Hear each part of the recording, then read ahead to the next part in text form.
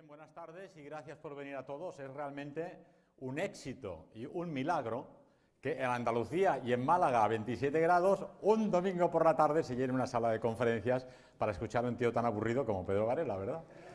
Pero decía yo antes a los que me traían que en Barcelona se hacen conferencias los sábados por la tarde por tradición y alguna vez un sábado por la mañana. Hacerlo el domingo por la mañana es muy arriesgado, pero hacerlo el domingo por la tarde no te viene nadie, ¿no? Entonces, el mito de que en Andalucía la gente hace la siesta hasta muy tarde y no es participativa es falso, como habéis demostrado vosotros hoy aquí. Me habéis pedido que venga a hablaros un poco de la necesidad de la lucha política y la necesidad de un hombre nuevo para esa lucha política. Porque los partidos políticos y los movimientos políticos y los medios de comunicación hablan todos de cambiar la sociedad o de una nueva revolución para cambiarlo todo, que todo empiece desde cero. Pero si somos honestos con nosotros mismos, la sociedad, el Estado y el país en el que vivimos no es más que un reflejo de las personas que viven en él. Si en Málaga tiráis papeles por el suelo, la gente dirá los malagueños son unos sucios. He de decir, por cierto, que he visto las calles muy limpias. Si en Málaga escupís en el suelo, como hacen los chinos en Pekín, dirán qué guarros sois. Entonces, da igual que el Estado sea limpio y no escupa en el suelo si los malagueños escupen en el suelo y tiran papeles. Si los españoles son, como parecen demostrar las estadísticas, cada día más incultos, porque dedican su tiempo a ver la televisión, a los programas basura o a perder el tiempo con el WhatsApp, pues eso no es culpa de una revolución nueva que hay que hacer, ni es culpa del Estado, es que los españoles son incultos y no leen libros. Entre otras cosas porque ese mismo Estado se dedica a cerrar librerías y a prohibir a editores que ofrezcan sus libros. Es por eso que hoy aquí no hemos podido traeros los libros de Ediciones Ojeda y no los tenéis a vuestro alcance, porque todos ellos han sido secuestrados y se me ha prohibido ofrecerlos al público. He aquí un ejemplar de un ejemplar que tenía yo en casa de este pequeño manual de mochila para excursionistas, absolutamente inocente, que ha sido secuestrado por segunda vez, acusado del delito de promover el odio. Cualquiera de vosotros que lo pudiera leer ahora tendrá que intentar bajárselo de internet, se dará cuenta que es un mito y que este libro solo promueve el amor a la belleza, al bien y a la verdad. Pero antes de entrar en temas políticos, quería hacer un poco un examen general de nuestros hombres y nuestros militantes. ¿Es necesario primero cambiar el mundo? Esta es la pregunta que nos hemos de hacer, ¿verdad? Entonces, tal y como van las cosas y mirando a nuestro alrededor, uno llega a la conclusión de que sí, que es necesario. Sobre todo porque el hombre moderno ha cambiado de forma radical los valores de la tradición. Se ha disuelto la familia, que ya no existe, podéis mirar a vuestro alrededor, familias desestructuradas hay muchas, por no decir todas prácticamente. Se ha destruido la familia numerosa, la gente no tiene niños, como sabéis en España el índice de nacimientos por mujer es de 0,8, ¿no? En Alemania es de 1,2, la media europea es de 1,5, mientras el mundo musulmán pues tiene una media de 4 y el mundo africano pues de 5 niños por mujer, ¿verdad? Entonces realmente nos encontramos ante un problema grave de subsistencia. Nos encontramos en una Europa y una España como parte de Europa, cuya población está siendo sustituida de forma masiva por una masa migrante de supuestos refugiados, pero en realidad quizá hay un 10% de refugiados que vienen de una guerra real en Siria y el resto son refugiados económicos. Se trata en realidad de un auténtico plan de ingeniería social para sustituir a las poblaciones. Para combatir este mundo que observamos, hemos de crear este hombre nuevo que he mencionado al principio. Y para crear este hombre nuevo hemos de ir a la esencia de las cosas. Vivimos en una sociedad materialista con personas, y en ello nos incluimos todos nosotros, cada vez más preocupados por los bienes materiales. Todos nosotros estamos enfrentados en partidos políticos, en ideologías diversas.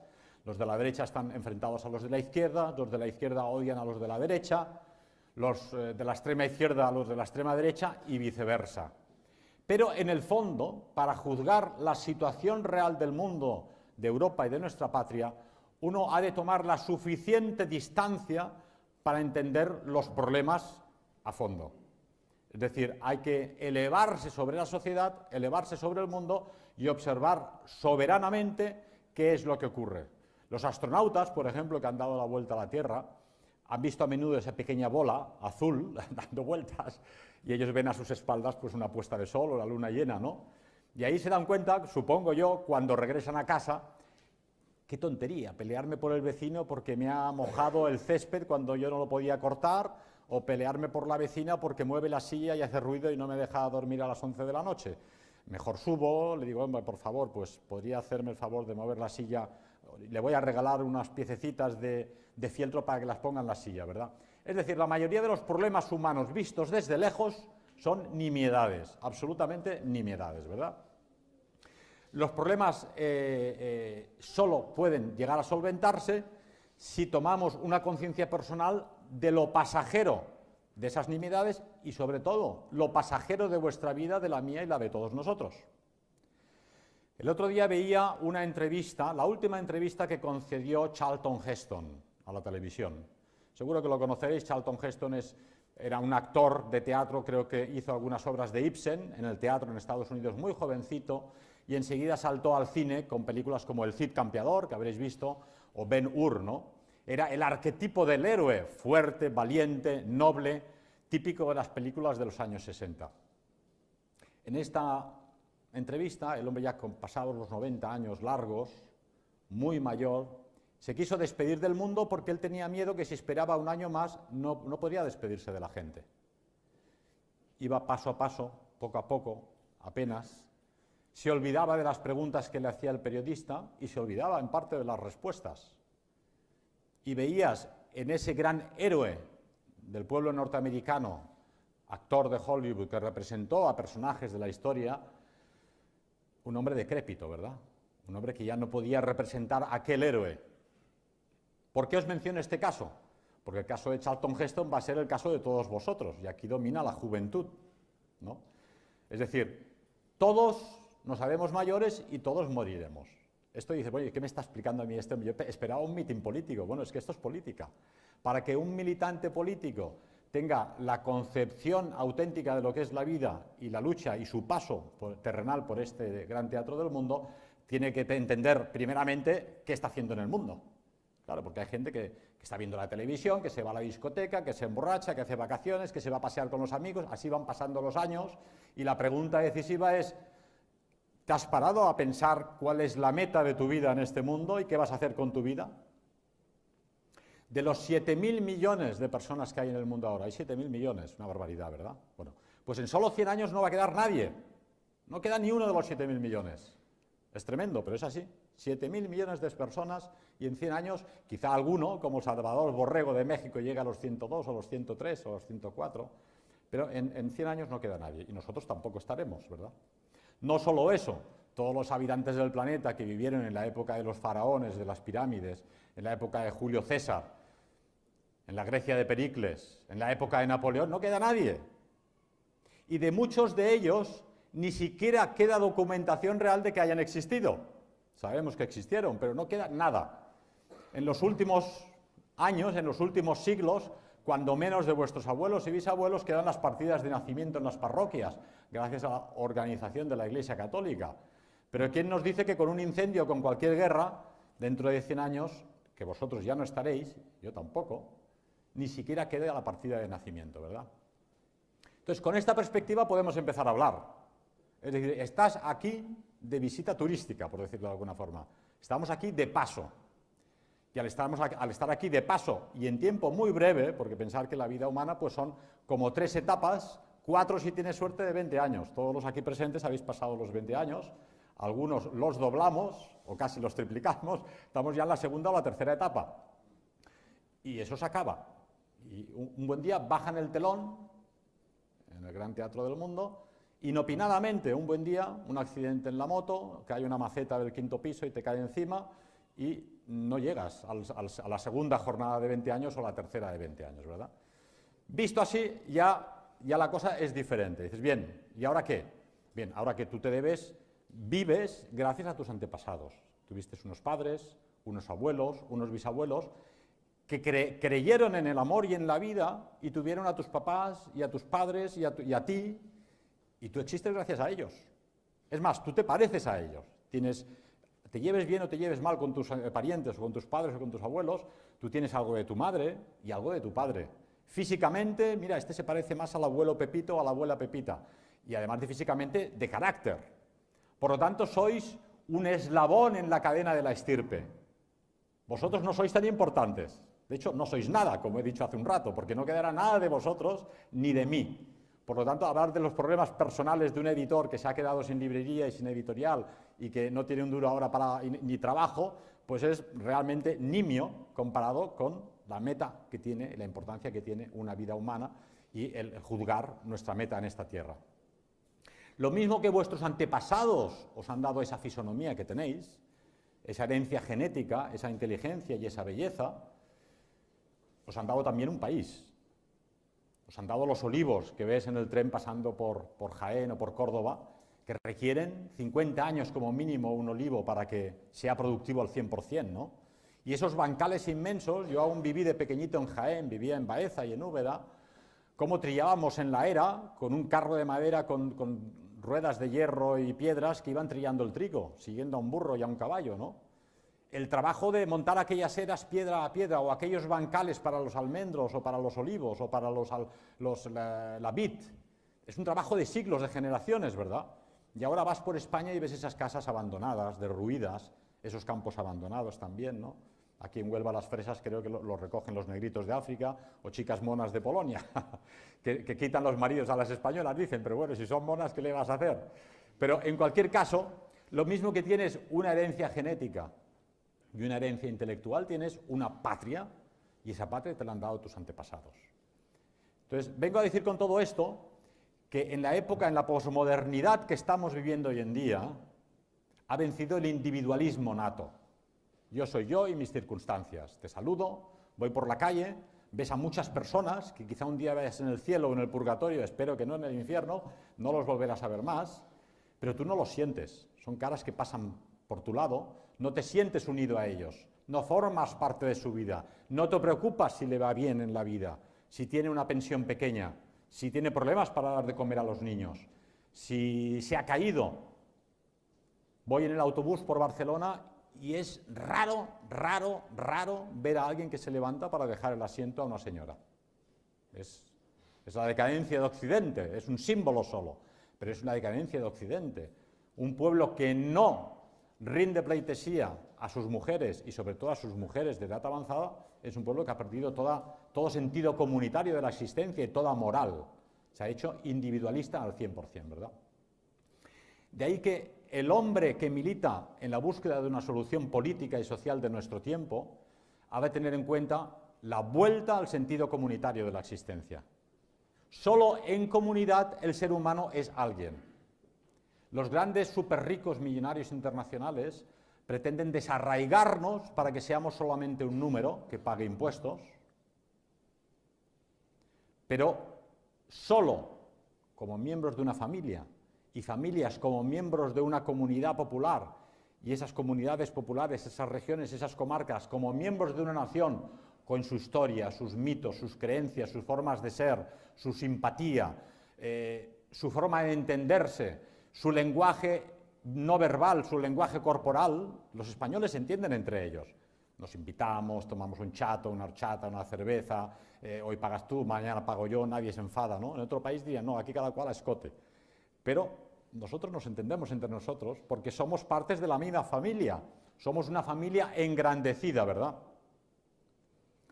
Y eso es fundamental inculcarlo en los jóvenes militantes políticos de nuestro campo.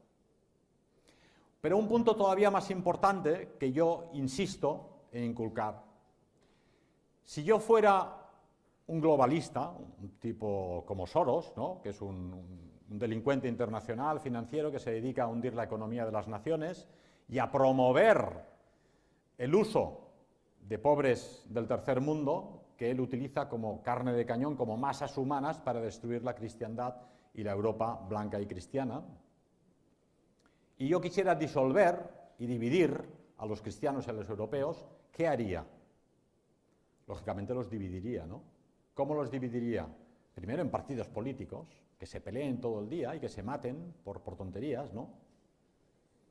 Pero, y lo he dicho en muchas conferencias, pero tengo que repetirlo, los seres humanos no han nacido para estar peleados unos contra otros en partidos políticos, ¿no?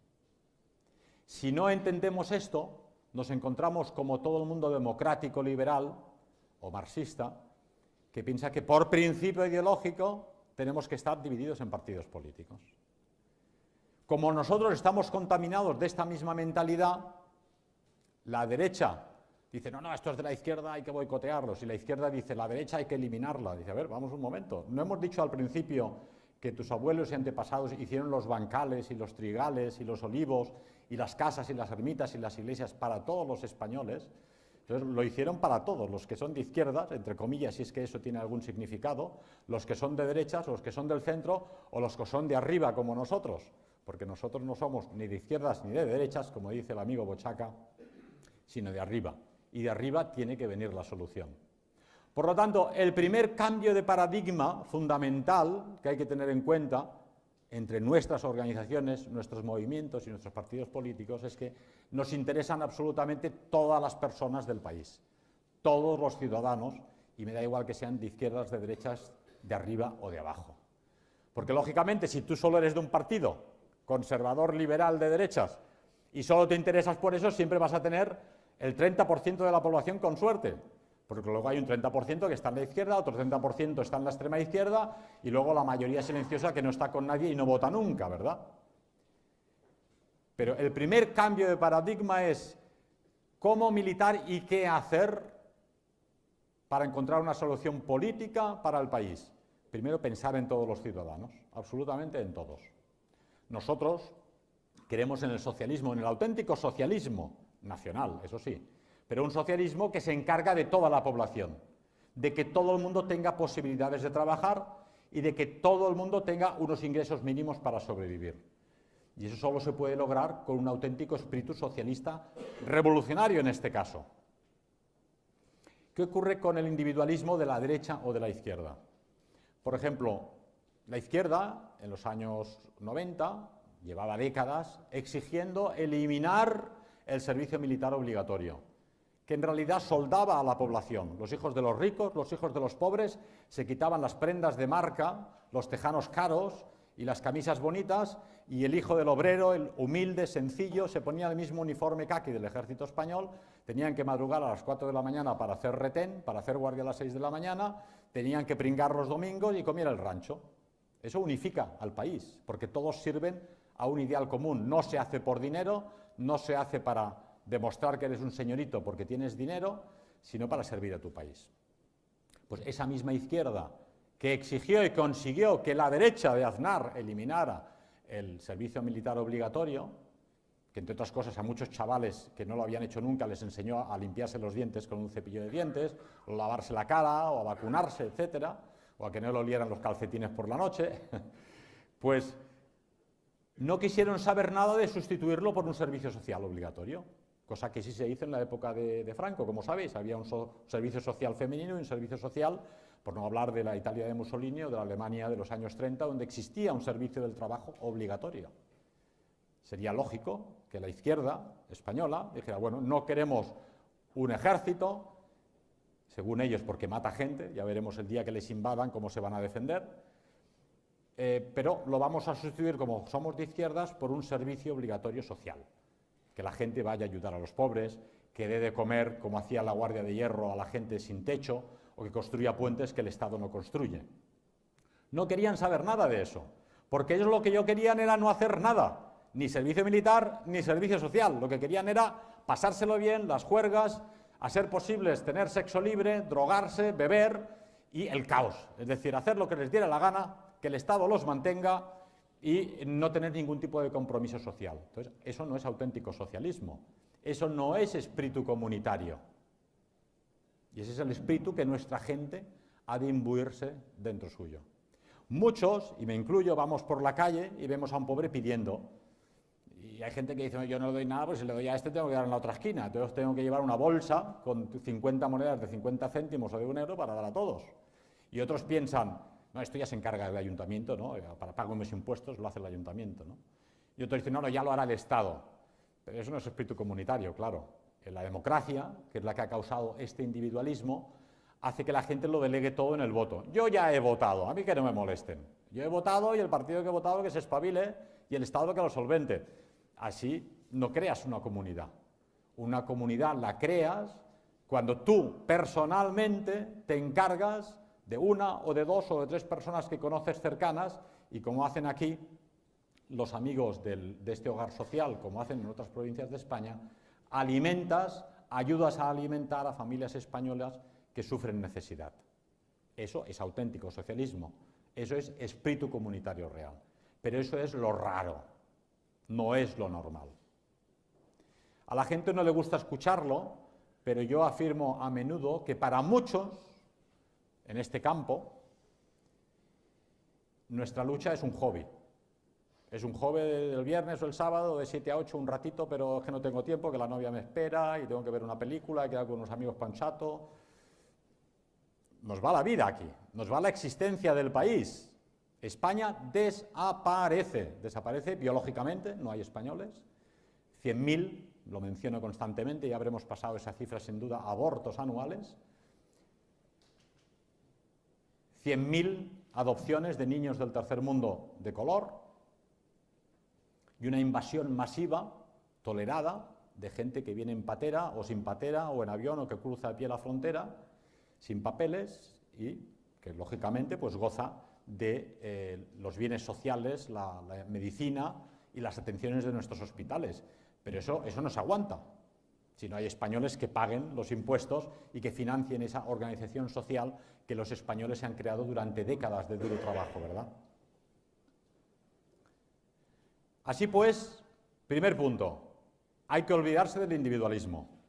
Y para empezar a olvidarse del individualismo de puertas afuera, hay que olvidarse del individualismo de puertas adentro. Hay que fundamentar un sentido comunitario, preocuparse de tu gente, de tu familia, de tus parientes, de tus vecinos, de tus amigos y de aquellos que tienes cerca y de aquellos que encuentras por la calle.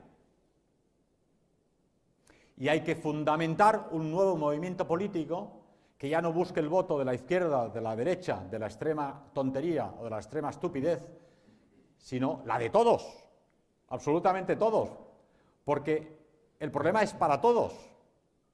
Está en juego el planeta, el ecosistema de este planeta en que vivimos. Hoy en día, si un ruso tira una bomba atómica en Siberia, las consecuencias llegan hasta Europa Central, llega la contaminación, por ejemplo, ¿verdad? Y si una central nuclear explota en cualquier lugar en Suecia, los daneses van a sufrir las consecuencias de la central nuclear. Por lo tanto, los problemas hoy en día son globales, en parte, pero no me sirve la excusa del sistema de que como los problemas son globales, vamos a hacer un gobierno global, porque eso es un engaño, como sabéis. No puedes pretender ocuparte del último negro de un pueblo de África o de un indio que pasa hambre en la India cuando no te preocupas de los 4 o 5 millones de españoles que están cobrando 426 euros al mes. Algunos como yo ya ni lo cobran porque me lo han quitado, pero en cualquier caso es así. Con 426 euros al mes no se vive.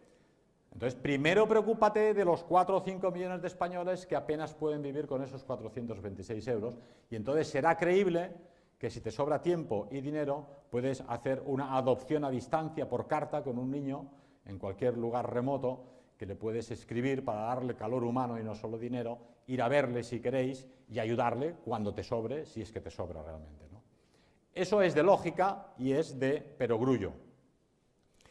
Pero ese espíritu solo se puede conseguir si conseguimos un sentido de equipo. Solo somos fuertes con ese espíritu comunitario y con ese espíritu de equipo. Esta conferencia hoy aquí se ha podido organizar porque un grupo pequeño ha convencido a un grupo menos pequeño para que entre todos pagarais la sala, el viaje de tren, me dierais de comer un par de tapas y me trajerais. Si no hubieseis tenido este espíritu de equipo, habríais seguido hablando en las tabernas de que hay que hacer algo y que hay que hacer una conferencia, pero no se habría llevado a cabo, ¿verdad? Solo con un espíritu de equipo se pueden conseguir cosas. Siguiente, con un espíritu de entusiasmo. Sin entusiasmo no se logra absolutamente nada en la vida, ¿no? En esta situación, cada vez más amigos y camaradas me dicen, bueno, es que no hay nada que hacer.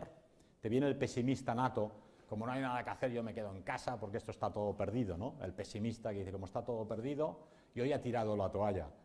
Bueno, pues tú no eres parte de la solución, eres parte del problema. Luego hay el romántico, dice, yo estoy decepcionado, me han decepcionado tantas personas, tantos amigos, tantos camaradas que tenían que hacer tantas cosas, al final no hicieron nada, no han puesto un duro, prometían que serían el futuro de España y no han sido el futuro de nada, y entonces se refugian leyendo libros, escuchando música, que está muy bien, se van de excursión. Estos son los buenos, pero los decepcionados tampoco me sirven, son parte del problema, no parte de la solución, ¿verdad? Y luego están los nihilistas. Como todo está perdido, carpe diem, a disfrutar del momento, a beber, juergas, a viajar y que me quiten lo bailado, ¿verdad? Estos son los tres tipos de personas, de individuos y de camaradas, lamentablemente, que son un lastre para cualquier cambio de paradigma social y para cualquier cambio de hombre, para conseguir ese hombre nuevo que mencionábamos al principio. Toda esta introducción para que os quede claro, como he dicho al principio, que el destino del ser humano es espiritual. Somos un alma que aterriza en este cuerpo, está una temporada por aquí, tienes la posibilidad de hacer A o B cada día, tú vas decidiendo y un buen día te cierran el telón, te vas y te preguntan qué tal, cómo ha ido por allí. Entonces ya les explicaré si has estado en la playa todo el día o has hecho algo, pero ese es el destino espiritual del ser humano. Bien, pues contra este destino espiritual, que yo resalto tantísimo y que subrayo siempre, es contra el que combate el sistema. De ahí que el sistema tenga tanto interés en capturar el alma de los niños pequeños de 4 y 5 años, envenenados constantemente con series televisivas de la Walt Disney actual, que no tienen nada que ver con la Walt Disney del fundador, o con series donde se hace una propaganda disolvente, donde negros muy simpáticos pues se codean con chicas blancas. ¿Es malo eso? No, si el negro es simpático, la chica blanca tampoco. Pero en este mundo y en esta vida nada ocurre por casualidad. Cuando alguien te dice algo, incluso una película de Hollywood, tienes que pensar siempre quién me lo dice, por qué me lo dice, cuándo me lo dice, cómo me lo dice y para qué me lo dice. Si a una niña de 11 años le pasa una película que está todo el día con chicos negros saliendo y alternando y al final casándose y teniendo niños, es evidente que el productor de Hollywood lo que quiere es que estas niñas pequeñas blancas se acostumbren a la sociedad multicultural y multirracial que ya hoy han montado y que decidan el suicidio étnico y cultural de su país. De ahí que con estas películas no solo intentan un suicidio étnico de estas niñas, sino sobre todo robarles el alma, porque el sistema sabe que si consigue robar el alma al ser humano, el ser humano deja de ser fuerte. Y es precisamente ese destino espiritual del ser humano el que lo hace invencible, porque como sabemos que el alma es inmortal y volvemos al Padre, nuestra inversión de nuestro tiempo y nuestras fuerzas y nuestro quehacer cotidiano en la tierra adquiere otra dimensión totalmente diferente. Si estamos unidos como una comunidad y somos conscientes de nuestra misión espiritual y de nuestra consistencia espiritual, es que no hay quien pueda con nosotros. No van a poder con nosotros. Somos invencibles. He mencionado muy a menudo el papel destacado de los carlistas navarros que durante la guerra civil rezaban el rosario y en primera línea del frente no se retiraban nunca. Y cuando los republicanos veían que había delante una división de carlistas navarros, decían, aquí no hay nada que hacer, porque estos se ponen con el rosario y no se retiran jamás, ¿no? Y vosotros habéis leído las historias de nuestros héroes del Frente del Este, que en el lago Ilmen, pues 5.000 chavales españoles se enfrentan a 50.000 soviéticos, ¿no? Y consiguen mantener el tipo. Eso sí, con unas pérdidas tremendas en bajas y en heridos, ¿verdad? Y en congelaciones. Pero esta gente tenía una dimensión espiritual de la vida que les llevaba a tener un comportamiento heroico y a no tener miedo de la muerte, porque al fin de cuentas la muerte forma parte de la vida. He mencionado en alguna ocasión, quizá vosotros lo escuchasteis en persona, a nuestro amigo León de Grell, que un día me decía, estando en el frente, a los comandantes de división nos llegó la orden del día con un comentario personal de Himmler, que era el jefe de las divisiones Waffen-SS, con una descripción de Dios que no la he vuelto a leer nunca más. Una descripción idealista de Dios para que comunicáramos a los soldados de tropa. Y esto lo está diciendo el general de Greve, que como sabéis era católico, practicante de misa cada domingo y del Rex, del movimiento rexista en Bélgica, ¿no? Y él me decía, Pedro, tú no te puedes imaginar aquel millón de soldados de las Waffen-SS, con qué entrega y con qué idealismo se iban a luchar a un frente del que sabían que no iban a volver. Tenían los rostros relajados y se iban porque sabían que estaban cumpliendo su misión espiritual, que era defender a los niños y a las mujeres que estaban siendo bombardeados en la retaguardia y a su patria que iba a ser invadida por las hordas soviéticas. ¿Cuántos de vosotros, cuántos de los niños que ahí fuera se emborrachan cada fin de semana o que gastan el dinero de sus papás en drogas, serían capaces de dar ese paso heroico? Es decir, yo aquí voy a caer, pero el destino ha querido que yo esté aquí en este momento y no en otro. Yo estoy aquí y ahora y este es mi destino. Si salgo corriendo y vuelvo a España y digo que me ha caído un mortero en el pie y que me duele, seguramente lo devolverán, lo repatriarán a España y nadie se lo va a echar en cara. El problema lo tendrá él ante el espejo cada día, ¿verdad? Entonces, esa concepción del mundo, esa visión del mundo es la que el militante político, el hombre que tiene que fundamentar una alternativa al caos que se impone en España, tiene que hacer suyo en su espíritu. Una vez hemos entendido esa misión espiritual, vuelvo a insistir, hay que pensar que cualquier persona de puertas afuera que está tomando parte en una organización, grupo o misión que defiende el bien, la verdad o la belleza, es nuestro aliado, no nuestro enemigo. Me da igual si es de Podemos, si es de Greenpeace, si está con las hermanitas de la caridad en África, o está con los misioneros en Colombia, o está con un partido de izquierdas o de derechas. Cualquier persona que defiende el bien, la verdad y la belleza, da igual en qué campo, es un aliado nuestro. No podéis plantearlo como un enemigo. Me decía una señora alemana, la última vez que pude ir a Alemania, como sabéis me han quitado el pasaporte, tengo que ir a firmar cada mes y no puedo salir de España, no sé, tendrán miedo que acaben en las quimbambas, aunque quizá les interesaría más que yo acabe en las quimbambas y no les estaría dando la lata ante la cámara para ponerlos en evidencia. Me decía esta señora, oye, es que cada día están aquí viniendo grupos testigos de Jehová, mormones, que venga la iglesia y tal, y yo siempre les digo, oiga, espere un momento, yo estoy a favor del bien, la verdad y la belleza. Su grupo, su organización, su iglesia está a favor de eso. Hombre, no, nosotros que creemos que no hay que hacer transfusiones de sangre porque esto está en contra de la Biblia. Oiga, no me explique historias. Entonces, es muy sencillo. El bien, la verdad y la belleza, Dios no tiene otro sentido y la vida no tiene otro sentido, si lo quieres resumir al mínimo, a la mínima esencia. Nosotros, cristianos y católicos, sabemos que Cristo es la verdad. Por lo tanto, la verdad es Él.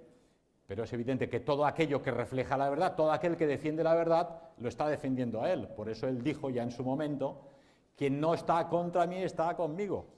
Me da igual que todavía no seas cristiano. Si tú estás haciendo el bien, y esto se lo dijo a centuriones romanos, que no eran judíos ni eran cristianos, pero creían en Él, y algún judío del Sanedrín que dijo, este hombre es inocente y lo que estáis haciendo es un crimen, ¿verdad?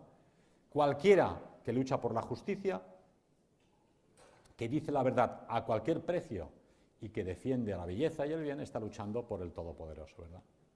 Bien, esto sirva de pequeña introducción al tema de hoy, porque ponemos las cosas sobre el terreno que nos interesa. Bien. ¿Y el mundo de hoy? La ideología de hoy. Nos encontramos, por ejemplo, con esa empanada mental tremenda que es la ideología de género, ¿verdad? Hasta hace poco pues había el sexo masculino y el sexo femenino, ¿verdad? Eso está en la genética y está en la biología, ¿no? Ahora se han inventado esto del género, ¿no? De forma que intentan ir contra la ciencia y contra la lógica y contra el sentido común, el menos común de todos los sentidos, ¿verdad? Entonces, que para justificar las perversiones, otros dicen, no, es que él ha nacido así. Bueno, cada cual que se crea lo que le dé la gana. Los científicos hasta los años 60 y 70 decían, ellos, que el homosexualismo era una desviación de la personalidad y que era tratable y que era curable, de hecho, ¿no? Hoy en día la propaganda masiva en favor del homosexualismo pues crea además un ambiente favorable que hace que sea hasta una moda, ¿verdad? Entonces dieron un golpe de Estado por un voto prácticamente en Estados Unidos y consiguieron que no se considere nunca más el homosexualismo como un desvío de la personalidad curable y tratable, psicológica y psiquiátricamente y científicamente, sino una normalidad. Con lo cual tuvieron que sacarse de la manga lo del género. ¿Usted es chico o chica? No, yo soy lo mío. ¿No? Bueno, ¿y lo suyo qué es? Pues soy de aquí, el otro es de más allá, el otro es de más lejos, el otro más de cerca. No tiene fin, claro. Al final es un caos. Lógicamente, para defender esta empanada mental, han tenido que legislar, han tenido que dar un golpe jurídico y legislar contra toda naturaleza y contra todo derecho natural y contra toda lógica, lo que no era defendible en ninguna cultura, no solo en la nuestra, ¿verdad? Yo vuelvo a repetir aquí que siguen siendo personas a las que hay que ayudar si tienen necesidad, ¿verdad?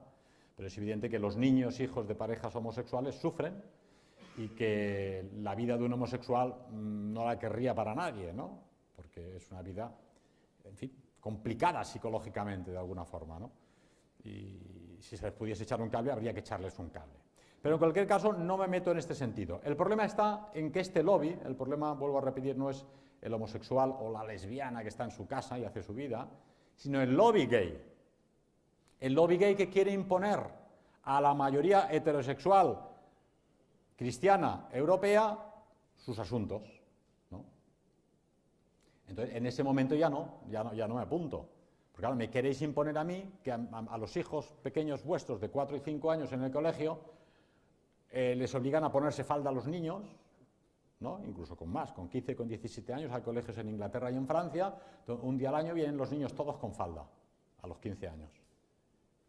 Una idiotez, ¿no? Si fuera en carnaval diría, bueno, pero obligar a los niños a venir con falda, porque la empanada mental de esta nueva ideología de género se ha impuesto legalmente en los estados y se quiere imponer a la fuerza en los colegios y en la educación de los niños. Es más, a los niños más pequeños, a estos más pequeños, les están diciendo ya que tú no eres niño ni niña, tú vas a ser lo que tú decidas. Y mira, hay estas posibilidades. Entonces le pasan diapositivas de todas las perversiones que te puedas imaginar, ¿verdad? Entonces los niños, claro, a los 4 o 5 años que no saben ni qué pasa en el mundo, pues tienen que preocuparse de, bueno, ¿y esto qué es? ¿Y ahora qué hago? ¿No? Lógicamente estás promoviendo un caos mental en estos niños pequeños, lo cual es, desde mi punto de vista, cuasi criminal, porque estás haciendo perder la inocencia a niños pequeños, que no han pasado ni la pubertad todavía, ¿verdad? Pero esto es la ideología de género, ¿no? Y esta ideología de género, además, ha impuesto que el hombre heterosexual, blanco, y si encima es cristiano, ya no te digo, es el culpable de todo. Entonces hay que luchar contra el patriarcado de los europeos. Porque el patriarcado de los europeos ha conseguido una civilización, la civilización del Partenón de Atenas, de Beethoven, de Rembrandt, de Goya, del Esnable, ¿no? Y ha puesto orden y cultura y civilización en los 5 continentes. A veces a sangre y fuego, cierto, pero a veces con amor y con cariño también. Pero es que todas las culturas del planeta, todas las razas del planeta, todos los pueblos del planeta han sido en su mayoría heterosexuales y han defendido el patriarcado. De modo que ahora las nuevas legislaciones están intentando que el hombre sea culpable si te giras porque pasa una chica mona por la calle. A ver, toda la vida los chicos se han girado si ha pasado un bombón cerca. Han disimulado y lo han hecho con el rabillo del ojo, pero los chicos miran a las chicas. Es natural, es normal, es ley de vida. Entre otras cosas porque si no la perpetuación de la especie no está asegurada. Y las chicas, por mucho que no quieran las feministas y se nieguen a admitirlo, son femeninas y son dulces y les gusta ponerse monas. ¿Y por qué se ponen monas las chicas? Pues las chicas se ponen monas para gustar. ¿Y por qué quieren gustar? Porque si no los chicos no las miran. Y si no las miran no pescan novio. Y si no pescan novio no se casan. Oh, un discurso patriarcado, esto vamos, es la pera. Este discurso es nonagenario, es una cosa, bueno, será lo que sea. Pero si usted pregunta a un hombre fuera con cámara en off y no delante de las cámaras, porque lógicamente delante de las cámaras los hombres saben que les zumban y que los envían a prisión. los chicos van a deciros, pues sí, yo me giro si veo una chica guapa por la calle. Todas las chicas, no, si pasa fea no me giro. Tiene que ser muy fea para girarme. Pero si pasa mona yo me giro. Bien, pues esto lo quieren prohibir, ¿no? Y quieren prohibir que las piropees, por ejemplo. Hay gente muy seria en el norte de Europa que no piropean a las chicas, pero en España la gente ha piropeado a las chicas. Aquí en Andalucía erais muy salados los sevillanos, ¿no? Acaba de pasar un monumento que hay que quitarse el sombrero. Pues es hasta bonito, ¿no? Mientras no haya groserías ni estupideces, el hecho de que el hombre piropee a las chicas es un reconocimiento de que rinde pleitesía a la feminidad. Y eso es hasta bonito. Es mejor la feminidad que no el feminismo. Con la feminidad, el hombre heterodoxo, europeo, cristiano blanco, ha llevado en la palma de la mano a la mujer. Lo que no quiere decir que algún bruto pues le haya dado un tortazo mal hecho, desde luego. Pero en general, en la cultura europea, no pasa en todas, no os lo perdáis, porque los indios apaches llevaban a las señoras detrás, con la leña a cuestas, los bebés, la tienda de campaña y él con el arco y las flechas delante. Pero a los apaches no les dicen nada. Y en África, pues, más de lo mismo. O en Japón, o en China. En cualquier cultura del planeta, a la mujer duro es. Pero en Europa, gracias a la cultura clásica griega y romana, y sin duda, gracias al cristianismo y a la elevación que la Iglesia dio a Nuestra Señora, la Virgen María, y gracias al romanticismo y al sentido de los caballeros medievales europeos y a la caballerosidad surgida de los países europeos, se ha tenido a la mujer en la palma de la mano. Se la ha admirado por ser madre, por ser mujer y por ser femenina, ¿verdad? Con el feminismo todo esto la mujer lo ha perdido. Como he dicho al principio, ya nadie se levanta en el autobús para dejar que se siente una señora. Es que eso es machista. Pues será machista, pero la señora está cansada y tú eres más fuerte y más joven, pues déjala que se siente hombre. No, se acabó, porque eso, si no, vamos a crear una sociedad patriarcal otra vez. Bien, pues es una sociedad peor, es una sociedad más fea. Por lo tanto, si queremos una sociedad mejor, más bella, más humana, más alegre, tenemos que volver a los valores de respeto, que era el feminismo y no la feminidad y no el feminismo. ¿Qué ocurre con los ideólogos de la ideología de género y de la extrema izquierda? Pues simplemente no aceptan la realidad. Dicen, la realidad es esa, pero como esa realidad de que los chicos se giran para mirar a las chicas y las piropean, y queremos destruir eso, pues vamos a acabar con la realidad. Y entonces la transforman. De esto saben mucho los marxistas de toda la haya, ¿no? Que decían, bueno, la propiedad privada es un crimen. Le quitaron a todos los campesinos ucranianos los campos de trigo, y entonces el gran Holodomor con 7 millones de personas muertas de hambre en Ucrania, porque los coljoses no funcionaban, ¿verdad? O la revolución cultural en China, ¿no? Que lo planificaban todo desde arriba, y informaban a Mao y a los del partido, no, hay arroz de sobras, y ningún funcionario decía es que no hay arroz de sobras para todos los chinos, porque es que ha ido mal, nadie se atrevía a decir que la cosecha iba mal, decían que iba bien, en Pekín organizaban que sobraba arroz en China, exportaban el arroz al extranjero para poder fabricar armas, y luego la gran hambruna en China con 20 millones de víctimas, ¿verdad? Entonces, cuando tú quieres negar la realidad al final se venga, ¿no? Los pueblos y las naciones se han agrupado siempre en familias, he dicho antes. Se han agrupado en pueblos y los pueblos forman parte de etnias. Las etnias, aunque hoy quede mal decirlo, forman parte de razas. Yo tengo amigos negros simpatiquísimos que son muy majos y muy nobles. Algunos son muy feos, pero también hay muchos españoles muy feos. Pero son más fuertes que los españoles y están más sanos, y caminan muchos kilómetros para ir a buscar trabajo en Cataluña. Pero en cualquier caso es evidente que son diferentes a los españoles. Si llenamos Málaga de negros, esto ya no será Málaga, será un trocito de África, ¿no? ¿Qué es malo, qué es bueno? Pues para mí es malo, porque esto es España, y nos ha costado 8 siglos echar a los moros para que ahora les abramos las puertas a los negros. Es que usted no quiere ayudar a los negros. Sí, yo quiero ayudarlos en su casa, lógicamente. Porque lo que no puede ser es que para que los negros vivan, nosotros tenemos que desaparecer. Ah, qué bonito. Pues eso, entonces, ¿a mí quién me va a ayudar después cuando haya desaparecido? Nadie. Como ya ha desaparecido, que usted es blanco, cristiano y patriarcal y machista y heterosexual, pues ya ha desaparecido y hemos solucionado el problema. Parece un chiste, pero esto es exactamente el plan. Esto es lo que quieren los grandes multimillonarios internacionales que quieren imponer la globalización. Hay 60 millones de migrantes por ahí dando vueltas y todos ellos, si pudieran, vendrían a Europa, porque todos van con móvil y todos comunican, oye, aquí tienen hospitales que funcionan y si te cae un martillo en el dedo te lo reparan. Y hay colegios y los niños aprenden a leer y a escribir. Y tú abres el grifo en el baño y sale agua por el grifo. Tú, pues mejor esto que en África, en un país con revoluciones o con guerras civiles o con mala organización o con la corrupción de sus propias élites, ¿verdad? Si yo soy negro y africano, os lo prometo, yo me vengo a Europa, en chalupa o nadando. Pero claro, ahora hay que ponerse desde el punto de vista de los europeos. ¿Qué hacemos? ¿Abrimos las puertas para que vengan todos aquí? Eso no es. Y aquí tocamos el otro tema, que viene del principio. También a los negros, a los árabes, a los chinos y a los sudamericanos que vienen a España, habría que ayudarles si podemos, porque son como todos nosotros hijos de Dios y como todos nosotros tienen una esencia espiritual.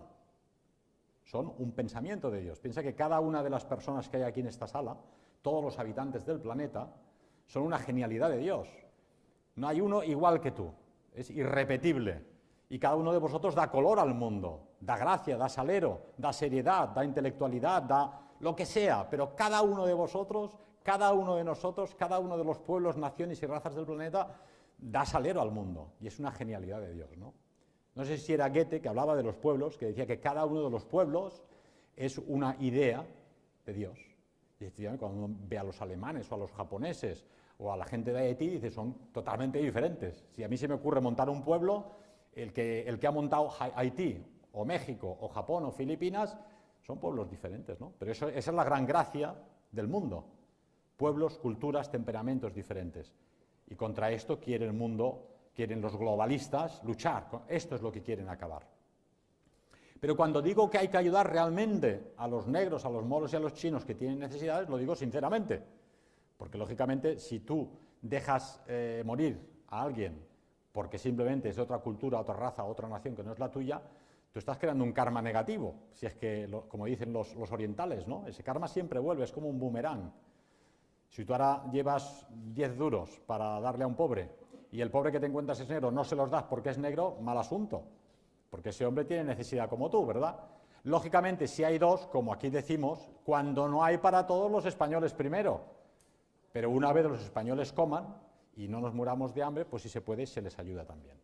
Es decir, la organización de una renovación social de la política ha de pasar por el concepto espiritual de la existencia y por el concepto universal del alma del ser humano, pero con una organización nacional, local, étnica de cada uno de los pueblos. Imaginaros que sois Hitler, mucho imaginar, ¿verdad? Primero se os echarían encima. Pero si sois Hitler en 2017, él montó un socialismo. Es lo más importante que organizó Hitler en los años 30 en Alemania, fue el socialismo nacional, como hemos dicho muy a menudo, en alemán, Nationalsozialismus se traduce al revés, es socialismo nacional, ¿verdad? Ahora todo el mundo habla de los nazis porque es un insulto arrojadizo que han inventado en Hollywood para aniquilar cualquier posibilidad de que la gente les escuche. Pero lo importante de aquella revolución, no vamos a hablar de batallas bélicas ni de cuestiones ideológicas, fue la revolución social que supuso aquel socialismo para el obrero. Fue un movimiento para los obreros, para los trabajadores. Y si uno lee los textos, las revistas, los folletos de propaganda de aquella época, el tema fundamental de la propaganda, de las preocupaciones de Hitler y sus ministros, era el socialismo alemán, era el socialismo nacional. Hoy en día, escribía el camarada Mota, recientemente fallecido, en uno de sus últimos artículos, y hoy en día los neonazis solo están preocupados las conspiraciones, los masones, los Bilderberg, los reptiles, los tanques Leopard. Dice, todo eso no es la esencia del nacionalsocialismo. La esencia es justamente el socialismo para los trabajadores. De forma que si hoy en día tuviéramos que fundar otra vez un socialismo que funcione no marxista, no internacionalista, no ligado al capital financiero internacional que quiere montar ese gobierno mundial, habríamos de hacer un socialismo donde nacional perdería importancia para pasar a ser un socialismo étnico, o un socialismo racial, si queréis. Aunque nos quieren convencer de que las razas no existen, las razas están ahí, solo hay que salir a la calle para verlas, ¿verdad? Es decir, que el socialismo hay que fomentarlo para todos. Para los negros que lo pasan mal hay que organizar un socialismo africano según sus capacidades y su forma de ver el mundo y de entender el mundo, porque ayudándoles a organizar un auténtico socialismo en África que les ayude a comer, a tener agua, universidades y hospitales, es la única solución para evitar que ellos vengan aquí. Vienen aquí porque lo que hay aquí no lo tienen allí. Vosotros me diréis, bueno, pero ahora si nosotros nos hemos de poner a hacer hospitales y universidades en África, vaya lío, ¿no? Y dice, ya, pero esa es la lógica del caballero medieval y del Imperio Romano. Protego, ergo obligo. Yo me voy a la guerra, decía el caballero medieval, voy a dar mandoblazos contra los moros, te voy a defender, pero tú el 10% de la cosecha me la das, que yo he de comer, he de pagar el caballo, el escudero y el caballero. Si no, imaginaos a Don Quijote, que no paga Sancho Panza, ¿verdad? Entonces, los pueblos, decía Hitler también, y la naturaleza, se fundan en leyes férreas. Ese socialismo nacional, que hoy en día habría de ser socialismo racial o continental, como le queráis llamar, ha de basar en las leyes de la jerarquía. La naturaleza es jerárquica.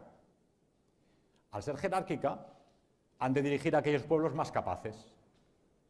No hay ninguna fábrica de coches en África.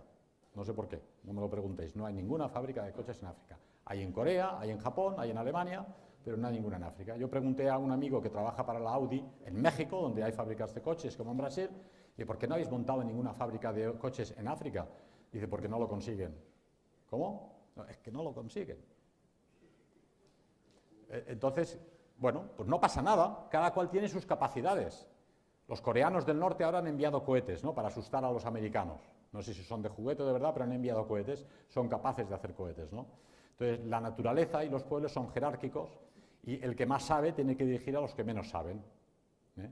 Si yo ahora me voy a, yo qué te diría, a un barco a transatlántico y hay un capitán, yo me pongo a sus órdenes. ¿Qué tengo que hacer? No sé, me pongo a echar carbón al motor, ahora no van con carbón, pero bueno, un ejemplo. O me pongo a limpiar la cubierta, pero yo no sé dirigir un barco. Entonces me fío totalmente de ese capitán que tiene más capacidad que yo para dirigir el barco. Y todos los marinos del barco forman una comunidad jerárquica, hay unos suboficiales, oficiales de a bordo, comandante, capitán, y todos dirigen, y así funciona el barco. Y así funciona cualquier empresa humana que queramos que funcione, sea una orquesta de música clásica o sea una fábrica de coches. Del mismo modo, si los europeos hasta el día de hoy hemos sabido organizar con nuestras peleas y nuestras rencillas, Grecia supo, ha demostrado al mundo lo que podía hacer, en matemáticas, en aritmética, en poesía, en pensamiento, en filosofía, incluso en la guerra, ¿no? Los 300 espartanos de las Termópilas que han quedado míticamente en el recuerdo. Roma, la concepción del Estado de Roma, sus monumentos, acabo de ver aquí en Málaga el anfiteatro romano, ya entonces, la última provincia perdida del imperio, ya aquí habían estado los tartesos, los fenicios, aquí montaron un anfiteatro. ¿No? Roma demostró.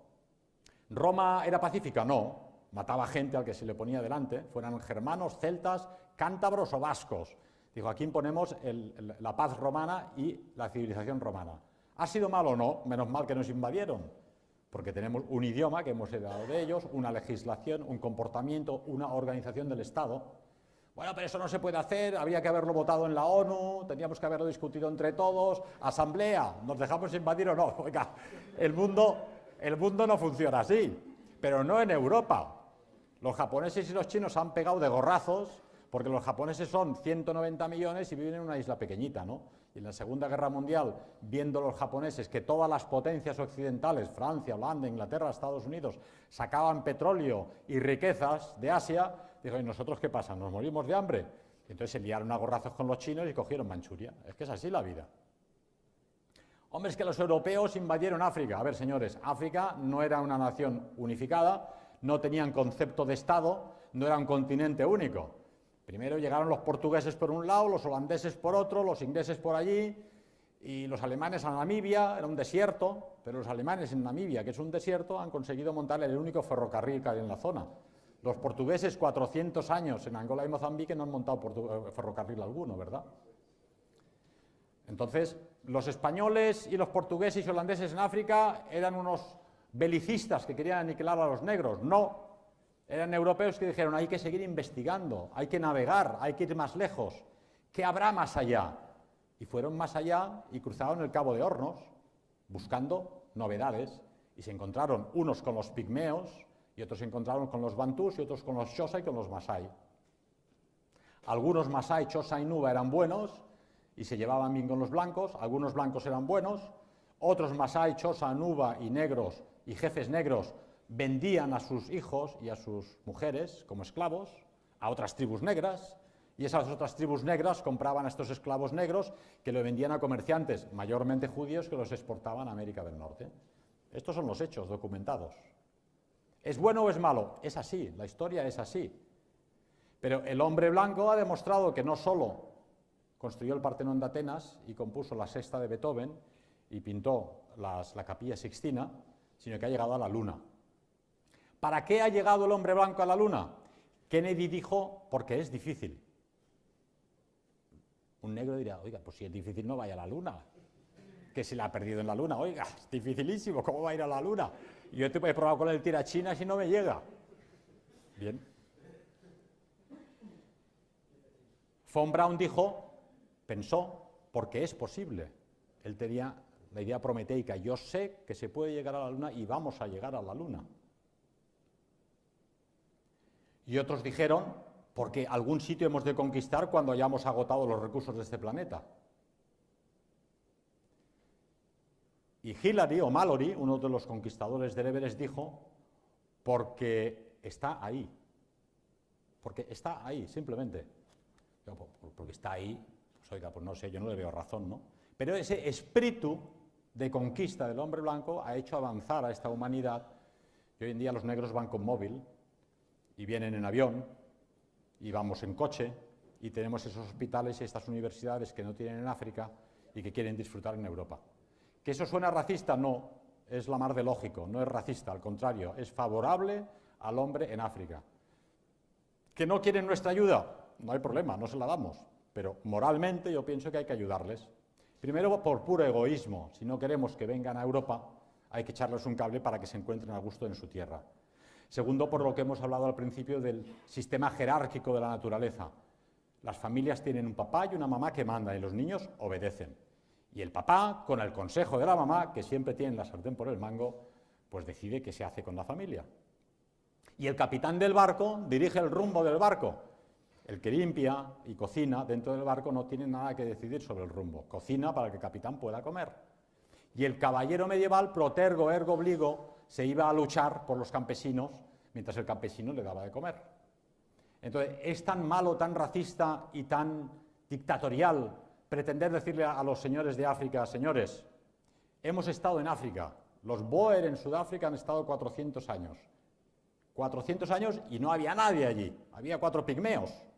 Luego, con los años, al ver otra vez que allí se vivía mejor, los negros de los bantustanes del norte han ido poblando Sudáfrica y ahora pues a 6 millones de blancos, ahora quedan solo 3 millones, les vinieron 25 millones de negros. Democráticamente, un hombre, un voto, se acabó el hombre blanco en Sudáfrica. Pero consiguieron hacer de Sudáfrica una potencia civilizada y culta y organizada, funcionando a nivel de cualquier país europeo. La democracia se ha cargado Sudáfrica. Los blancos son asesinados en las granjas y los que tienen parientes todavía en algún país europeo se vienen a Europa. ¿Cómo acabará aquello? Mal, eso acaba mal. Cuando se vayan los últimos blancos de Sudáfrica, eso acaba mal, porque como he dicho al principio, no hay fábricas de coches en África. Por lo tanto, los portugueses en Angola, en Mozambique, los españoles en el Marruecos español, en el Sáhara, ahí montamos colegios, montamos canalizaciones de agua y carreteras. Se educó a los habitantes de Guinea Ecuatorial y formaron parte de España. Se les consideraba españoles. Bien, el sistema capitalista marxista quería liberar África de las metrópolis coloniales europeas, pero no por amor a los negros. Querían que los europeos se fueran para poder explotar a los negros mejor.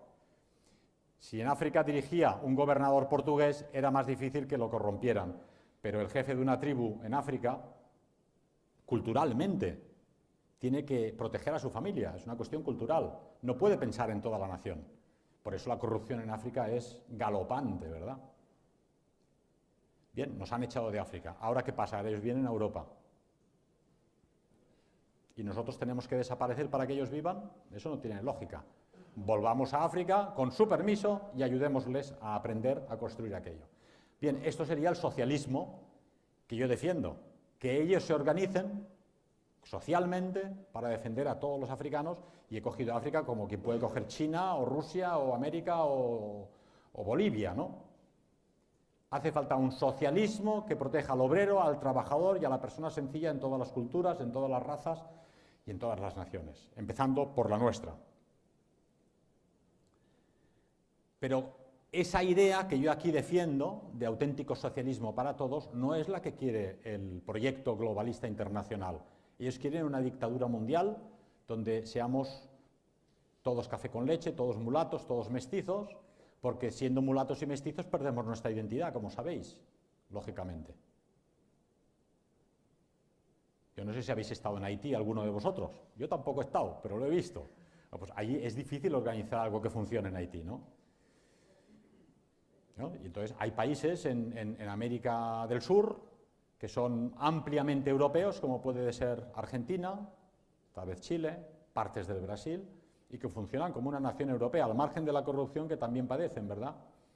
Hay otros países como México, donde hay una minoría blanca que funciona muy bien, una minoría india que vive en las montañas, y luego un gradiente de mexicanos con mezcla racial, pero la personalidad de la nación mexicana no por eso pierde valor, está toda cohesionada con la idea de la mexicanidad, de la hispanidad y de la cristiandad. Pero ¿es eso lo que queremos para Europa? No necesariamente, ¿verdad? Y sin embargo, para combatir contra estas naciones y estos pueblos que tienen necesidad de una identidad, y para combatir contra el espíritu comunitario, nos quieren imponer esta ideología de género, que no es otra cosa, no os penséis que es que quieren defender a los señores que se quieren casar con otro señor. Lo que quieren es acabar con la familia y acabar con la cultura y acabar con la civilización. Por ejemplo, un artículo del País de hace poco tiempo. Una escritora se escandaliza porque ha ido al Museo del Prado, dice, oiga, es increíble, pero ahí está lleno de cuadros de Rubens, de Rembrandt, de Tiziano, y hay que descolgarlos de las paredes, porque eso es puro patriarcado. Lógicamente, todas las imágenes y los cuadros de la mitología europea, o de la mitología pagana o de la mitología bíblica, pues aparecen señoras allá enseñándolo todo, o aparecen señoras que son esclavizadas por los romanos, o aparecen valquirias, o aparecen Venus, o aparece lo que sea, en fin. Según esta señora, la imagen de la mujer en los cuadros de la pintura clásica, en aquello que se ha llamado las obras maestras de la pintura occidental, la mujer tiene un papel de perdedora y el hombre impone su patriarcado. Y entonces, no lo ha dicho todavía, pero se infiere del artículo que es cuestión de tiempo, les quedan 4 días a estos cuadros. Les quedan 4 días, los van a descolgar porque, claro, no puede ser que haya cuadros en los museos donde el papel de la mujer no es feminista, ¿no? Yo diría que con la legislación actual a todos estos pintores había que aplicarles la legislación del odio y meterlos en prisión. La pena es que como han muerto todos no van a poder juzgarlos, pero la cosa va por ahí, ¿verdad? ¿Y por qué esto de los cuadros? Pues lo mismo que la ley de la memoria histórica, que como sabéis los de la ingeniería social son especialistas en la ingeniería del lenguaje. La ley de memoria histórica es en realidad para aniquilar toda memoria histórica, para que no tengáis raíces. Si el plan es mezclaros y hacer de vosotros todos mulatos, mestizos, no se sabe si hombre o mujer o género X, lo que hay que borrar es todo recuerdo, que os recuerde que tuvisteis un pasado. No pueden haber cruces a los caídos o memoria en las iglesias a mártires y sacerdotes asesinados en la guerra civil, o placas y hermandades en Sevilla que en Semana Santa tengan el paso con un escudo de la División Azul, porque eso recuerda una memoria, recuerda un pasado y dice, alto, no siempre fue así como es hoy, ¿esto qué era? Y cuando la gente vea esas creaciones, diga, ¿y quién hizo esto? ¿Quién hizo esto? He dicho en alguna ocasión que en el norte de África hay acueductos y hay anfiteatros romanos, pero la población que habita allí ya no es la que lo hizo. Los romanos que hicieron aquellos monumentos, aquellos ingenieros geniales que hicieron aquellos acueductos han desaparecido, ya no están en África. Probablemente la gente que pasa por allí se lo mira y dice, pues vaya, no me dice nada, no me interesa, porque no lo ha hecho mi raza, mi cultura, esto lo hizo aquí alguien, un marciano, no sé quién vino y puso esto aquí. Pues así pensarán del anfiteatro de Málaga en un tiempo. Cuando todo esto esté lleno de negros, dirán, ¿y este anfiteatro aquí qué pinta? Pues vamos a quitar estas piedras y montamos aquí, no sé, otra cosa, ¿no? Entonces la idea es no solo desalojar de vosotros todo recuerdo de la familia, todo recuerdo de la nación, todo recuerdo de la patria, todo recuerdo de vuestro sexo natural, masculino o femenino, ahora tendréis el género, pero además con la memoria histórica van a erradicar toda memoria. Esa es la ley de la erradicación de la memoria. Si Franco y sus ministros, han muerto hace poco aquí Utrera, ¿no? Utrera, un ministro falangista que hizo grandes cosas por la provincia, y como él, Girón de Velasco, por ejemplo. Yo ni soy franquista porque era muy pequeño en aquella época, ni he sido nunca falangista, pero la verdad se impone, y la verdad documentada es que se hizo 1 millón de viviendas en España sociales con el yugo y las flechas para la gente que no las podía pagar, y eran bien baratas, y fue así. Lo que tendrían que hacer es dejar esas viviendas con el yugo y las flechas y luego poner un puño en alto en todas las viviendas que en la República hicieron para los trabajadores. No sé si hicieron alguna, pero me parece que les cogemos por la izquierda. Pues ¿qué hacen? Erradicar toda memoria histórica de un hecho real, ¿no? Entonces, esa es la situación en la que nos encontramos. Nos encontramos en una guerra de aniquilamiento contra vuestra cultura, vuestra raza, vuestras creencias, vuestra fe y vuestra patria. Un gran aliado de este plan es el conformismo, ¿no? La gente dice, bueno, tampoco es tan grave, yo como cada día veo la televisión, los programas basura, los reality shows, ¿y para qué complicarse la vida? Yo voy a votar y ya se espabilarán, ¿verdad? Claro, pero de estos vientos, aquellas tempestades que nos vendrán, cuando no haya nada que hacer y sea difícil hacer marcha atrás a este plan de caos impuesto, no os quejéis de que no fuisteis advertidos. Porque ahora todo el mundo quiere ser revolucionario y nacional revolucionario y militante, pero alto a mí que no me quiten mi tranquila vida burguesa. Mi tranquilidad, mi cervecita, el cochecito, mis vacaciones, y bueno, ya haremos la política un día de estos, ¿no? Estamos ya en el momento de no retorno. Estamos hablando de que en 2050, de seguir el invierno demográfico que nos han impuesto con este genocidio del aborto y que no esta migración masiva, en 2050 es el punto de no retorno. Ya no podrá ser Europa blanca nunca más. Será otra cosa, será un continente mestizo o mulato o lo que queráis, ¿verdad? Entonces, os va la piel a vosotros y a vuestros hijos. Bueno, pero yo ya, como ya no tengo idea de comunidad, sí, pero un día tendréis niños y seréis responsables delante de estos niños, ¿y qué les vais a explicar? Es que me dio pereza luchar, es que me dio pereza denunciar a Soros, es que me dio pereza convencer al resto de españoles, fueran de qué partido fueran, que había que hacer algo en contra de la globalización y el mundialismo. Esa postura del conformismo que también invade nuestras filas es veneno puro y hay que quitárselo de encima.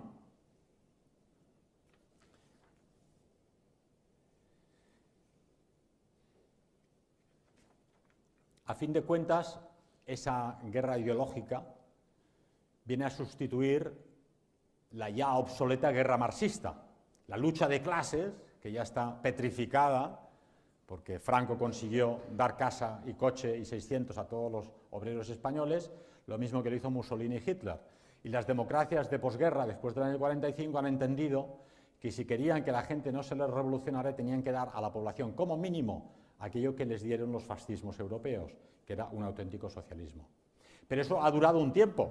El gran capital financiero internacional lo que quiere es la pauperización de los europeos.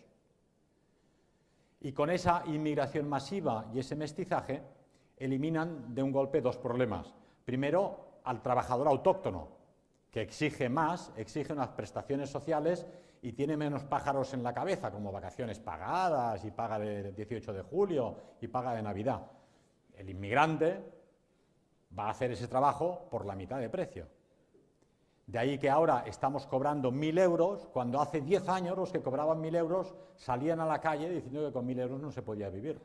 Y hoy en día la gente dice, qué bien, yo cobro 1.000 euros. Las chicas que trabajan en los supermercados, sé de algunas que cobran 600 euros. Otras cobran 700 y son afortunadas. 10 años después. ¿Se puede vivir con 600 euros? ¿Con 700 euros? Es una pauperización brutal de la población europea. Nos han tercermundizado. Y nos han tercermundizado mediante la presión de la inmigración masiva, que si tú no quieres hacer el trabajo, va a hacer de repartidor este boliviano que tiene una furgoneta estropeada y oxidada, pero lo hace a mitad de precio que tú.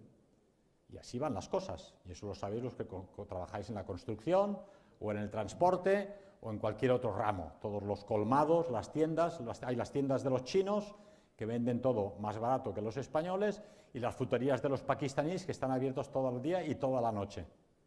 Entonces, es difícil competir, o trabajas todo el día y toda la noche como hacen ellos, o no pretendes ese bienestar social que te ha dado la sociedad española. Esa es la situación actual y ese es un poco nuestro hombre. ¿Cómo definiríamos al hombre que milita en la derecha extraparlamentaria? El autor Joaquín Bochaca dice que la extrema derecha es lo más idiota que hay. Yo sé que hay gente que se ofende por eso, ¿no? Pero es una especie de reactivo que te hace pensar. Y él dice, ¿por qué es lo más idiota que hay? Dice, porque hace muchas idioteces. Dice, la extrema derecha, seamos honestos, tiene una parte que es delincuencial. Hay gente pues, que se dedica al mundo de la delincuencia, a las drogas, tal y cual. Hay gente que es muy honesta y que no es delincuencial, pero que tiene la manía de tener aspecto de malote de película, ¿no? Tatuado por todas partes, como un vikingo del siglo VII después de Cristo, borracho, con la cervezota. ¿Es malo? ¿Es criminal? No, pero tiene un aspecto deleznable para los contrarios, desde luego, y para los propios también. Y luego hay los otros que son los burguesitos, que dicen, no, es que yo estoy de acuerdo, una palmada, te fírmame el libro, sí, muy bien, perfecto, sí, ya te votaré. Bueno, eso es la extrema derecha en España. No hay otra cosa. Eso es lo que hay, ¿verdad? Claro, lógicamente hay excepciones muy dignas de personas muy nobles, muy dedicadas y muy idealistas, que realmente no tienen parangón. Pero el aluvión que llevan consigo es impresentable. De ahí que todas las opciones políticas extraparlamentarias de la derecha española, la derecha del PP de alguna forma, no son presentables socialmente, lógicamente.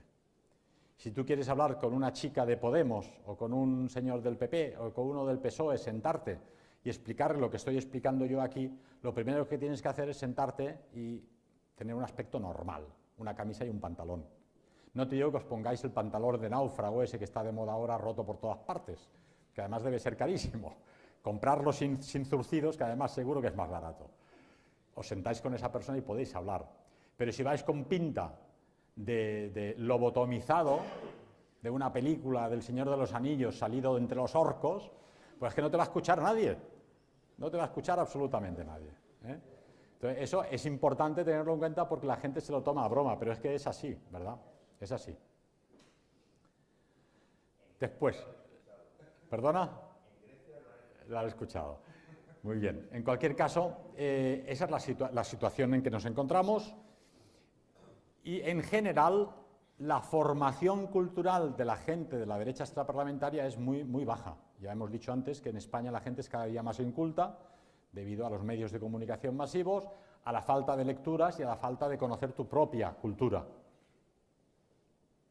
Pero es que nuestra gente tendría que ser la excepción a la norma, tendría que ser gente muy preparada, que le preguntasen por sus clásicos y que los conociera, por su música y que la conociera, que le preguntasen por su historia y que la conociera. Pero no solo por eso, es que si quieres acceder a la grandeza, pensar con grandeza, hay que leer a los clásicos, a Shakespeare, a Charles Dickens, hay que haberlos leído, no puedes no haberlos leído. Para tener imaginación, para madurar, tenemos una cultura inmensa, preciosa, gigantesca, que es un regalo, vuelvo otra vez, de vuestros antepasados, que generación tras generación os han pasado a vosotros. Ya los tenéis dentro de un CD o de un USB o en YouTube. Pero los tenéis y no podéis no conocerlos. ¿Cómo era el hombre del pasado? El hombre del pasado no era tan malo como nos dicen hoy en día. El hombre del pasado era el hombre de la tradición. Muchos de vosotros, los que seáis cincuentones y sesentones, sabéis que éramos pequeños y volvíamos a casa cada noche con las rodillas ensangrentadas. Alguno venía con el diente roto y no pasaba nada. No necesitábamos ni el psiquiatra ni el psicólogo, sino que nos llevaran a terapia de grupo. Y luego salíamos por la mañana de casa en vacaciones y éramos inencontrables. No había quien nos localizase porque no había móvil. Por la noche se oía a mamá por la ventana, la cena está preparada, y aparecía alguno no aparecía. Otro aparecía con la bicicleta abollada por todas partes, ¿verdad? Y luego si tenías problemas con algún compañero de colegio, te liabas a puñetazos con él, que es lo normal, ¿no? Y luego los veías tan amigos, abrazados hombro con hombro, vendados eso sí por mamá, que al día siguiente se iban de paseo juntos. Y no pasaba nada, absolutamente nada, ¿no? Y como no teníamos WhatsApp ni teníamos móviles, jugábamos a las canicas, o al yo-yo, o a la pelota, o al churo media manga mangoteo, y saltábamos por encima unos de otros, entonces se hundía aquello y todo el mundo quedaba aplastado. Pero no hacía falta ninguna terapia de grupo, ningún psicólogo y ningún psiquiatra. Y el cura nos decía, te tienes que ir a confesar, y te ibas a confesar, con lo cual además se ahorraba un dineral, porque el confesar era el psicólogo del pueblo. Escuchaba a todo el mundo y perdonaba a todo el mundo, que es una gran cosa. Ahora parece ser que los niños pequeños requieren la defensa a ultranza de toda esta normativa, legalidad y forma de defensa de los escolares y de la juventud, pero simultáneamente los están pervirtiendo, como hemos dicho antes, ¿verdad? ¿Por qué viene esto a cuento? Viene esto a cuento porque el gran problema de la juventud actual es que no tiene disciplina. Esta juventud del pasado, yo recuerdo perfectamente, yo iba aquí a Campillos, en Antequera, un colegio que tenía fama de campo de concentración, íbamos los niños que no estudiábamos. Pues yo me lo pasé bomba, pero cada sábado yo recibía, me zurraban, porque me quedaba alguna asignatura y nos ponían a todos de rodillas en el gimnasio con el libro delante. No estudiabas nada porque te dolían las rodillas, pero nos ponían allí hasta las 12 de la noche. Y te ibas al dormitorio a dormir y estaban todos los niños durmiendo. Y salimos bien y sanos y tranquilos, ¿verdad? Y si escribías a ver sin H, cosa que hoy hacen todos los universitarios, lamentablemente, te daban con la regla en la mano. Y si te quejabas tenías que poner las yemas de los dedos.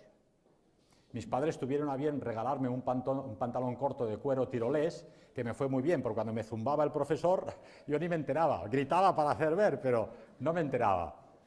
Es decir, viene esto a decir que a mí me sirvió aquel colegio, porque me dieron la disciplina. Bueno, y no os lo perdáis. Cuando los profesores llamaban a papá y mamá no te defendían, como ha pasado hoy en día. Al contrario, te echaban otra bronca. Siempre escuchaban al profesor. Parece ser que hoy en día las cosas van mejor haciendo todo lo contrario, pero vemos, por la experiencia empírica, que eso no es así. Sin disciplina no se llega a ninguna parte. Von Braun no pone un cohete en la luna sin disciplina, Beethoven no compone sus sinfonías sin disciplina, y no se puede hacer una élite política en España sin disciplina. Si decís que no tenéis tiempo, levantaros una hora antes por las mañanas. Yo es que ficho a las 9, bueno, pues levántate a las 8. No es que a las 8 tengo que desayunar, pues levántate a las 7. Los monjes llevan haciéndolo hace 1000 años, levantarse esto a las primas y a las sextas y a las tercias y a rezar. Vosotros no podéis ser menos. En el cementerio tenéis todo el tiempo del mundo para dormir. Entonces, quitaros una hora de sueño. Probablemente si os vais una hora a dormir antes, tendréis tiempo de madrugar y de hacer vuestra esa cultura que necesitamos para comunicarla a vuestros connacionales. Sin disciplina no se puede hacer nada, en este mundo y probablemente en el otro tampoco.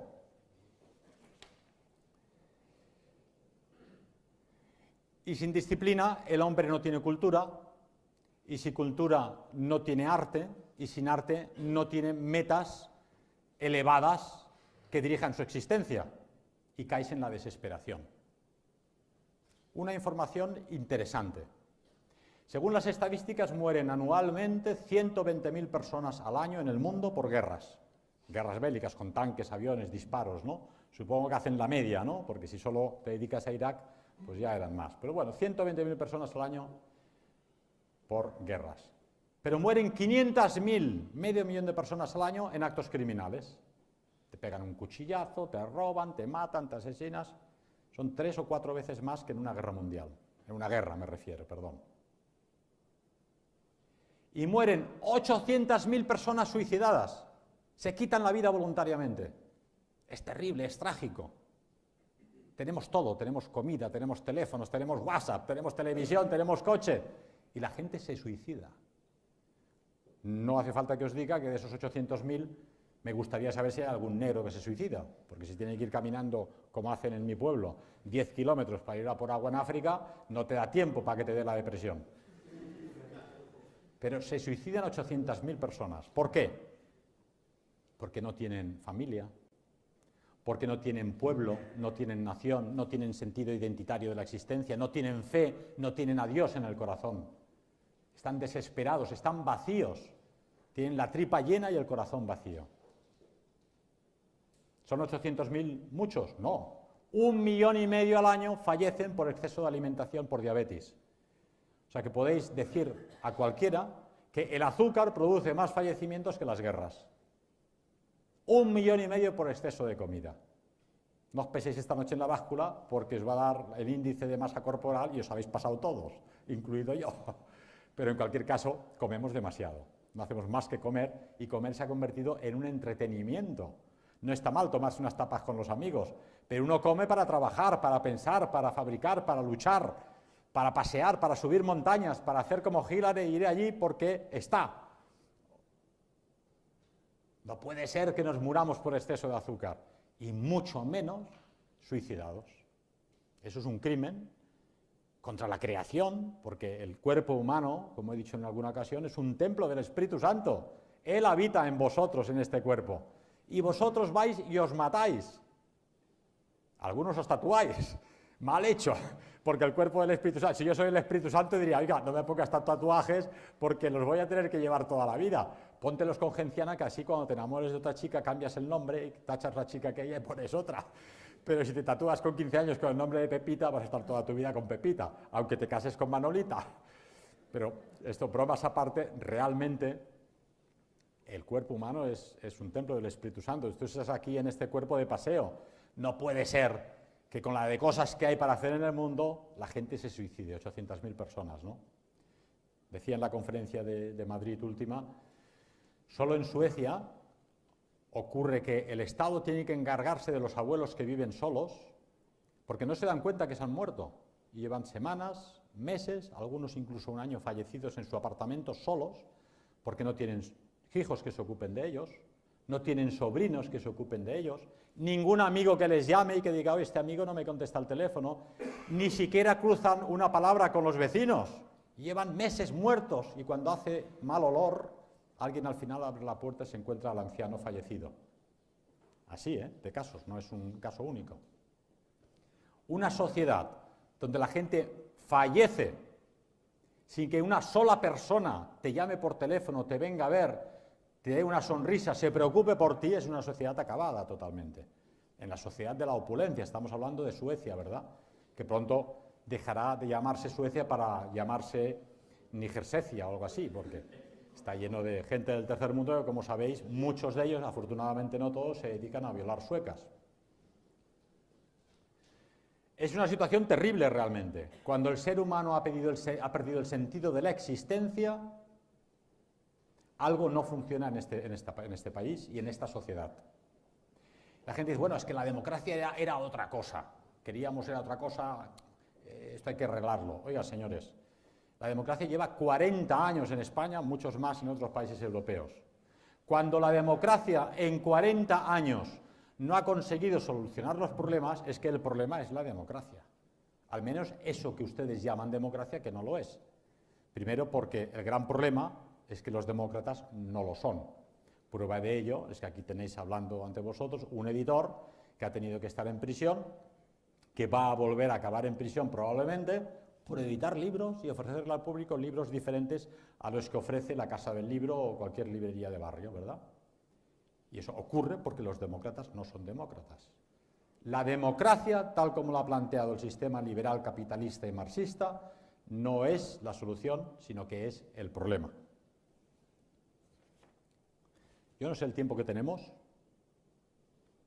Bien.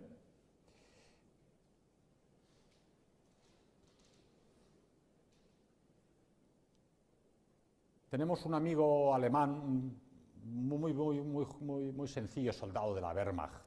Estaba allí luchando en el frente del Este, los rusos le pillaron en la trinchera, lo detuvieron en el año 43 al campo de concentración. Tiene ahora 90 y pico de años, pero está fuerte como un toro porque cada día se hace varias piscinas. Estuvo 11 años en el Gulag soviético, no te lo pierdas. Luego volvió a Alemania y tuvo que reconstruir Alemania, ¿no? Se quedó soltero porque ya las chicas tan madurito no lo querían, pero este hombre sigue acogiendo amigos y camaradas para ayudarles cuando van a su pueblo y a su país. Es un monumento y un ejemplo. ¿Por qué menciono al amigo Anton Mayer? Le menciono porque otro valor indispensable para ese hombre nuevo que necesitamos en nuestro movimiento político es la lealtad. Sin fidelidad y sin lealtad a tus ideales y a ti mismo tampoco vas a ninguna parte. Hemos dicho que sin disciplina no se va a ninguna parte, pero sin lealtad no se va a ninguna parte. Primero, lealtad a ti mismo, a lo que piensas y a lo que eres. Muchos amigos que dicen, yo es que he sido, yo es que he hecho, y otros en futuro dicen, yo es que seré, yo es que haré.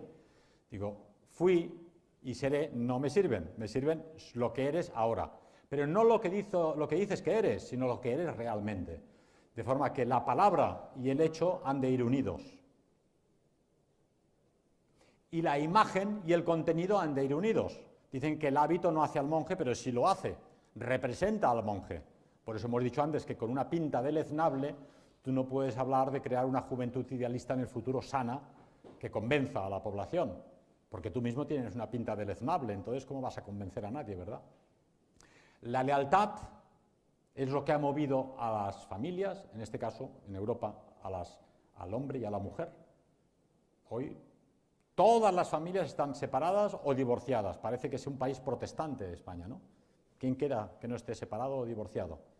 Porque el sistema ya se ha encargado de desmantelar con el feminismo, con la liberación de la mujer y con la pérdida de valores y sobre todo la pérdida del sentido sagrado de la existencia. Se ha perdido también el sentido sagrado que tenía el matrimonio. Al perder ese sentido sagrado, pues cambias de chica o de chico como quien cambia de rueda en el coche. Me he cansado de esta, pues cambio de chica, claro. La chica tiene 20 años ahora, cuando tenga 40, ¿quién se va a casar? Y con 50 más difícil todavía.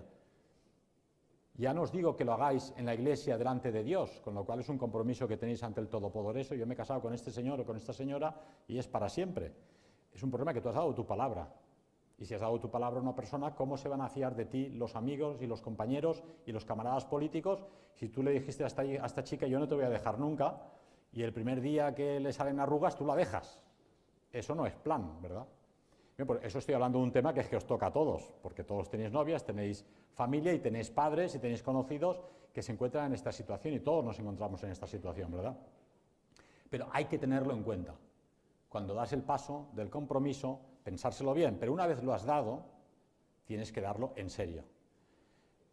Y el compromiso en la familia, que es fundamental, porque Europa y nuestra civilización se hunden por falta de compromiso familiar, y el compromiso nacional, también el político, viene a cuento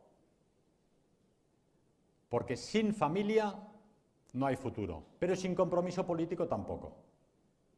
Me habéis pedido que os hable de la importancia de la militancia, pues ya os lo digo aquí directamente.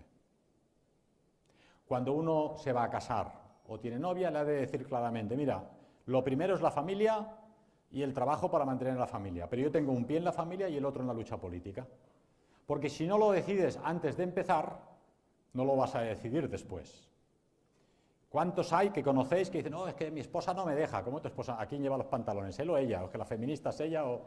No, es que no, es la excusa, ¿no? En realidad, la esposa le dejaría si cumpliera con sus deberes en casa y luego madrugara un poco más y podría irse con los camaradas a enganchar carteles, si hace falta, ¿verdad? Pero si tú no tomas esa decisión, la realidad te absorbe el trabajo, te absorbe 8 horas, más un par de horas del transporte con el coche, más la mujer, más los niños, más la televisión, más el ordenador, más el internet. qué tiempo te queda para la lucha política, para tu patria. No te queda tiempo. Sé que es duro para vosotros, sé que es duro para ellas y para los niños que papá tenga que desaparecer de casa para ir al partido o al local o a la revolución, si es que se diera el caso. Pero ha sido siempre así. Al hombre le toca pringar. Ellas pringan cuando tienen bebés, que duro es, bastante duro es, y al hombre le toca pringar en la guerra, en la revolución y en la lucha política. Pero para eso hay que haberlo decidido antes y tenerlo claro. Conozco muy pocos, se pueden contar con los dedos de un par de manos, aquellos que con los años siguen en la lucha política. Explicaba a unos jóvenes en Barcelona el otro día, digo, mira, ¿ves esta foto? Una foto con 30 o 40 chavales que llevábamos a la montaña, a conciertos de música clásica, de viaje, les recomendábamos lecturas, los formábamos, les damos conferencias, no queda nadie. Ah, no, perdona, este de aquí sí, queda uno, de 30. Los demás han desaparecido, missing en combate. ¿Dónde están? No se sabe. O sea, la realidad se impone, el mundo te absorbe, la sociedad te absorbe, las obligaciones te absorben y al final no queda nada de ti.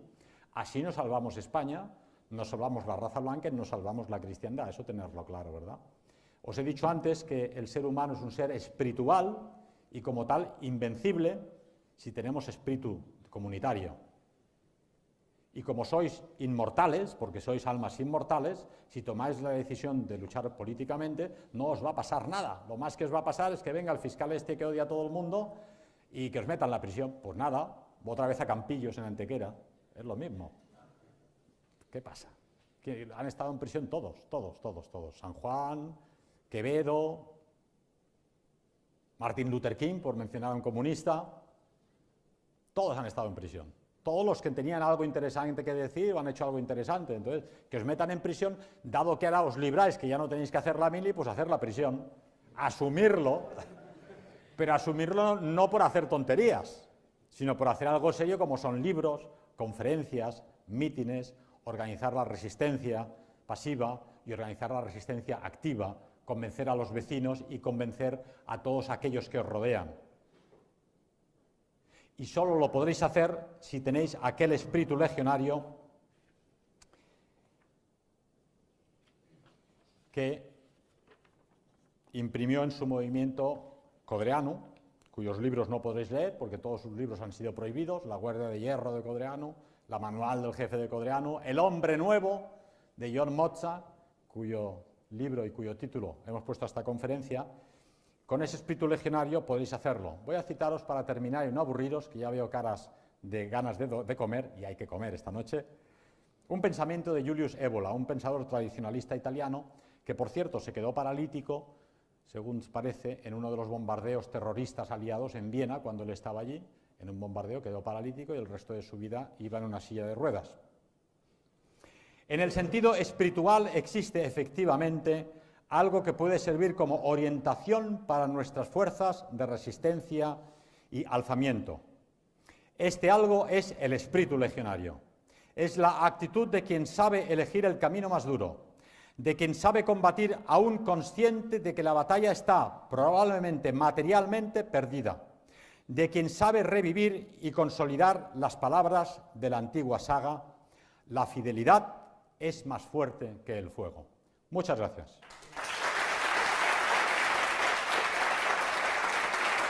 Gracias a vosotros.